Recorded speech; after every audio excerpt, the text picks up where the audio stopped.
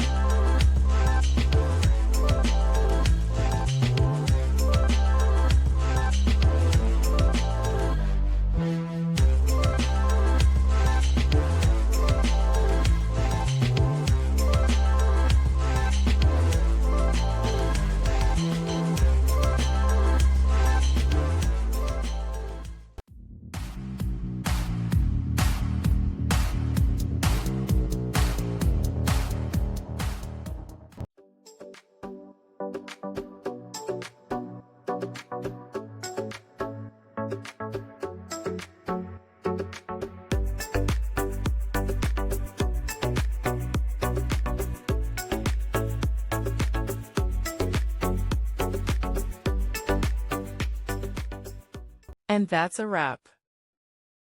I hope you found the answer you were looking for. If you did, take a second to hit that subscribe button. It really helps out. And let me know in the comments which solution worked best for you.